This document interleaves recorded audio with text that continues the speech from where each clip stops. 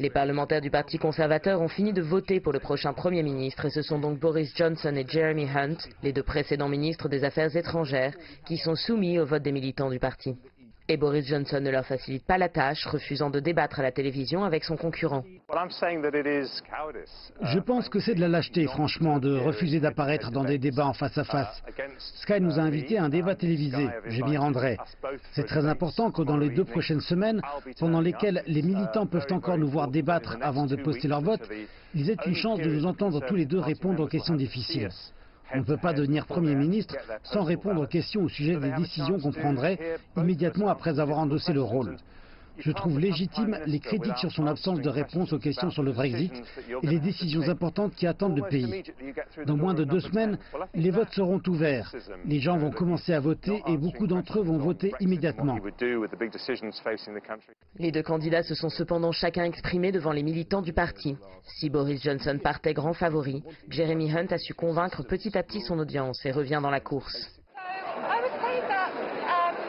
Je dirais qu'au final, ça a été assez divisé. Évidemment, au départ, c'est Boris Johnson qui a reçu une standing ovation et il était clair qu'il avait déjà de nombreux soutiens. Jeremy Hunt, lui, était beaucoup plus direct. Boris Johnson était, comme à son habitude, plutôt détendu alors que Jeremy Hunt était très direct et au fur et à mesure qu'il parlait, il s'est attiré le soutien du public et tout le monde s'est plus ouvert à l'idée de l'avoir comme dirigeant. Je m'attendais à ce que Boris Johnson s'en sorte bien parce qu'il est généralement celui qui s'en sort bien auprès des gens. Mais je pense qu'une grande partie du public est ressortie en pensant que Hunt avait fait du beau travail. Il a répondu à toutes les questions, il n'a rien esquivé. Boris Johnson m'a presque fait penser à Trump. Il ne répondait pas aux questions, il éludait tout, utilisait l'humour et faisait tout pour éviter de répondre. Hunt a été très détaillé, expliquait bien sa politique. Jeremy Hunt doit cependant faire face aux réticences du corps médical, mécontent de son bilan en tant que ministre de la Santé il y a quelques années.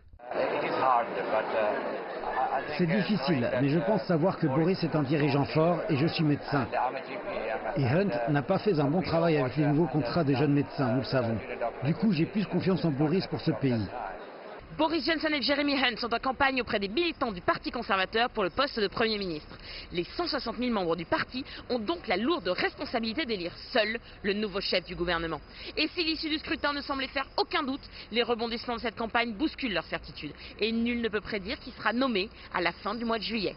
Floriane Virgile, Londres, CGTN.